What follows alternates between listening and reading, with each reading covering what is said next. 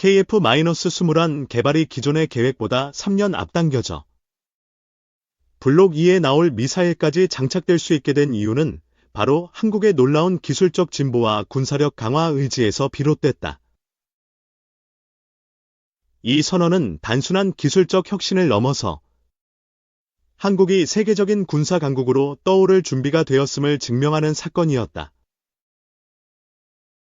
블록 1을 건너뛰는 결정은 그만큼 한국의 기술이 빠르게 발전하고 있다는 것을 보여주며 기존의 계획을 초과하는 속도로 미사일 시스템과 첨단 기술을 장착할 수 있는 기반을 마련했다. KF-21은 이제 블록 2에서 예상보다 더 강력한 무장 시스템과 함께 그 능력을 한층 강화할 수 있는 기술들을 탑재하게 되었다. 이러한 결정은 한국의 군사력 발전을 위한 중요한 전환점을 의미하며 블록 1의 미사일 시스템을 건너뛰고 바로 블록 2로 나아가는 것은 그만큼 한국이 이미 높은 기술 수준을 달성했음을 보여준다. KF-21의 빠른 개발 속도와 기술적 성장은 미국을 비롯한 다른 국가들에게 큰 충격을 주었다. 한국은 3년을 앞당긴 개발 일정에 맞춰 전 세계에서 가장 최신의 무기 시스템을 장착할 수 있게 되었으며 이는 KF-21이 세계에서 가장 강력한 전투기 중 하나로 자리 잡을 가능성을 열어준다.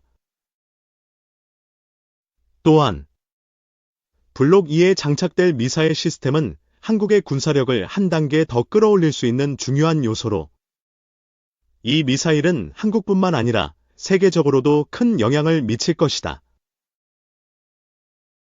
한국이 개발한 KF-21은 그동안 예상했던 것보다 훨씬 빠른 시간 안에 블록 2의 기술을 반영해가고 있으며 이로 인해 세계 군사 산업에서 큰 주목을 받고 있다. 블록 2에 탑재될 첨단 미사일 기술은 그동안 한국의 방위 산업에서 중요하게 다뤄졌던 문제들을 해결하는 데 큰 도움이 될 것이다.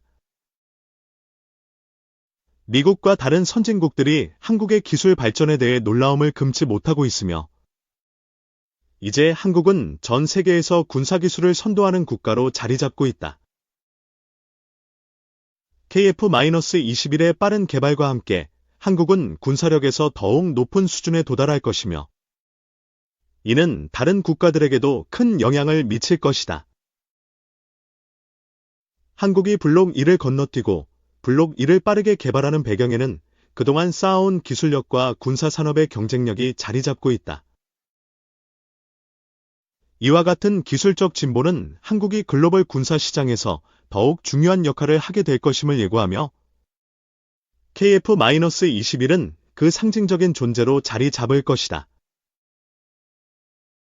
결국 KF-21 블록 1 그냥 건너뛰고 간다는 폭탄 선언은 단순한 기술적 결단이 아니라 한국이 군사산업에서 독보적인 위치를 차지할 수 있다는 확신을 보여주는 상징적인 사건으로 남을 것이다. 국산 초음속 전투기 KF-21의 실전 배치 준비가 빠르게 이뤄지고 있다. KF-21에 탑재되는 미티어 중거리 공대공 미사일과 M-2000 단거리 공대공 미사일을 기체에서 분리하는 시험이 지난달 말 성공했다. 내년 상반기로 예정된 KF-21 양상 계약 체결도 순조롭게 이뤄질 것이라는 기대가 나온다. 주요 성능 시험이 잇따라 성공하면서 포스트 KF-21 관련 논의도 수면 위로 올라오고 있다. KF-21을 F-35처럼 개량하고 인공지능적 모용암 모인기 등 4차 산업혁명 기술을 갖춘 6세대 전투기 개발을 추진하자는 것이다. 이에 대해 막대한 예산과 고도의 기술을 요구하는 첨단 전투기 개발이 쉽지 않을 것이라는 우려도 나온다. 2030에서 2040년대 AI 기반 6세대 전투기 개발 KF-21 개발업체인 한국항공우주산업은 지난 6일 국민의힘 정우택 의원이 주최한 항공우주력 세미나에서 무인기와 6세대 전투기 개발 KF-21 성능 개량 방안을 밝혔다. 현재 공군은 KF-21과 연계한 국산 유무인 전투 비행 체계를 2030년대 후반까지 전력화하고 이후에 AI 기반 6세대 전투기 개발을 계획하고 있다. 지난해 7월 유무인 전투 임무기 복합 체계에 대한 장기 소요가 확정됐다. 2028년까지 기본 성능을 갖춘 KF-21 블록 1 최초 양산을 진행하고 2032년까지 공대지공대함 능력을 추가한 KF-21 블록 1을 만든다. 2040년까지 유무인 전투 비행 체계와 편대 간 고속 데이터 링크를 갖춘 성능 개량을 한 뒤 2041년부터 6세대 전투기 개발에 나선다는 구상이 거론된다.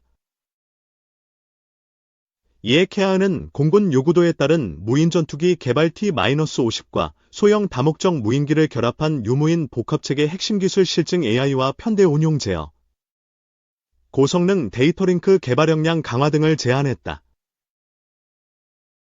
캐아는 KF-21 블록 2 개발이 완료되면 KF-21 블록 3 성능 개량을 구상하고 있다. 전반적으로는 F-35의 무인기 운용 능력을 추가한 개념이다. 구체적으로는 내부 무장창을 장착하고 돌출된 안테나를 기체 내부에 수납한다.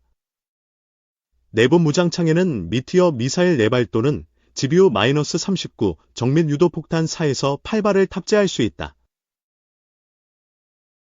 데이터 융합 기능과 편대 간 데이터 링크를 적용. 무인 전투기를 함께 운용하는 유무인 복합 체계를 구축한다. 이후 AI과 고성능 데이터 링크, 극초음속 미사일, 레이저 무기 기술을 추가한 6세대 전투기를 만든다는 것이다. KF-21 블록 3화 6세대 전투기의 핵심은 유무인 복합 체계다. 전투기 1대에 무인기 4대가 배치되어 데이터 링크를 통해 정보를 공유융합한다.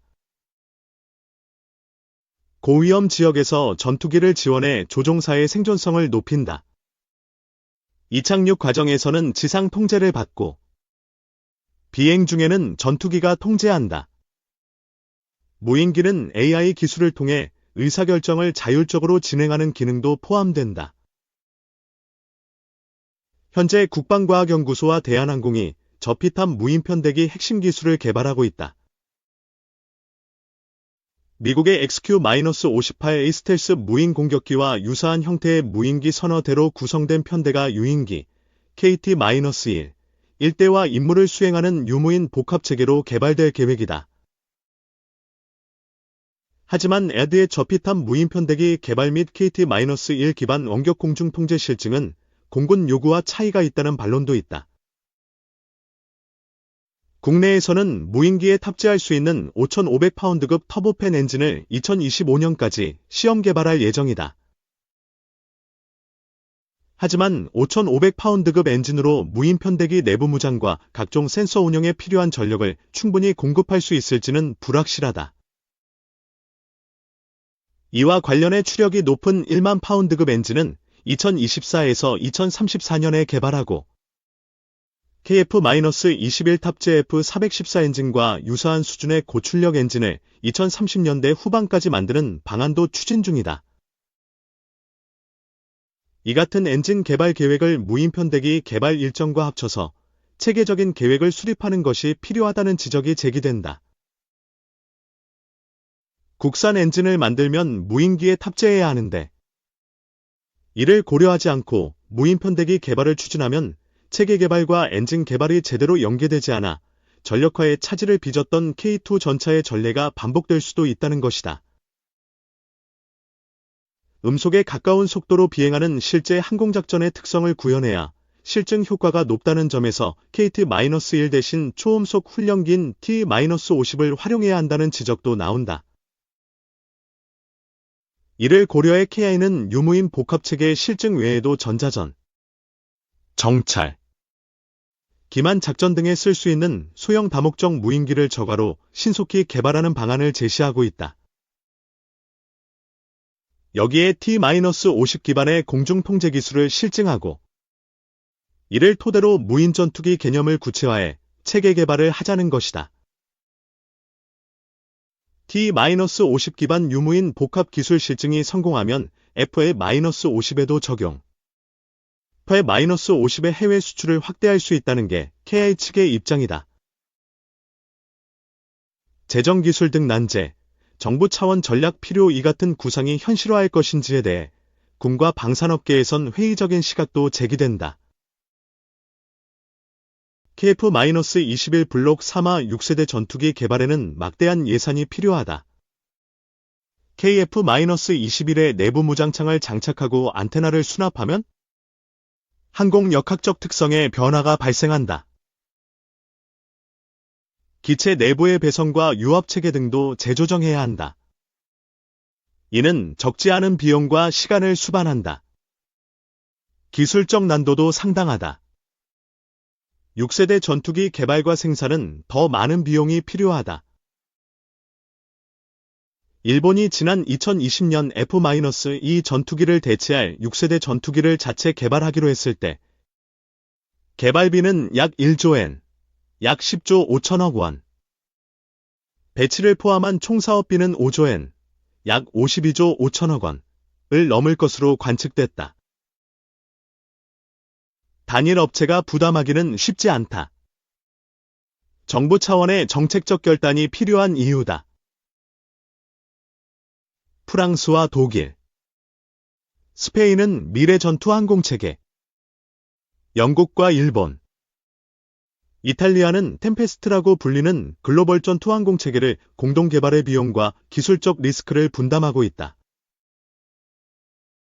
한국도 FKS에 참여하거나 유럽 국가 또는 항공우주산업체와 제휴해 공동 개발을 추진한다면 개발 일정 단축 및 리스크 감소 효과를 거둘 수 있다. 이를 위해서는 항공우주산업진흥과 군 전력 증강을 고려, 정부 차원에서 결정을 내릴 필요가 있다는 지적이 제기되는 이유다. 막대한 예산과 시간을 투입해 개발해놓고도 실전에서 제대로 쓰이는 기간이 짧을 수도 있다. 4차 산업혁명 시대에서는 기술 발전 속도가 매우 빠르다. 현재는 최신 기술이지만 몇 년 만에 구식으로 전락할 위험도 커지고 있다. 지나치게 신중하고 장기적인 관점에서 체계 개발 계획을 세우면 전력화 시점에선 이미 뒤떨어진 기술을 쓰는 무기를 실전 배치하는 결과를 초래한다. 전력화 초기부터 단종 부품이 발생, 후속 군수 지원의 부담이 가중될 위험도 배제할 수 없다. 이 같은 상황을 방지하려면 탐색 개발과 핵심 기술 개발을 병행해 일정을 단축할 필요가 있다. 이를 통해 군 요구 성능을 빠르게 구체화해 체계 개발이 신속하게 이뤄질 수 있도록 한다. 이는 전력화 시기를 앞당기는 데 도움이 된다. 군사적 측면에서 6세대 전투기의 가치 등을 꼼꼼하게 따져볼 필요가 있다는 지적도 있다. 6세대 전투기는 고가의 첨단 기종이다. 그만큼 수량도 적다. 이 기종의 활용법과 기존 전력과 융합할 방안 등을 면밀하게 검토해서 운용 개념을 확립해야 한다는 것이다. AI에 기반한다고 해도 공중조기경 보통제기나 무인정찰기 등 기존 전력과 시너지를 내지 못한다면 효과는 반감될 수밖에 없다. KF-21이 첫 시험 비행에 성공했던 지난해 7월은 2001년 8월 김대중 대통령이 한국형 전투기 KF-X 사업을 거론한 지 21년 만이다. 21년이 걸린 이유는 기술적 어려움도 있었지만 사업 타당성 조사에서 타당성이 있다는 결론이 나오는데 9년이 걸리면서 사업이 지연됐기 때문이었다. 무기 개발은 돈이 많이 들고 사업 성공 여부가 불투명하다.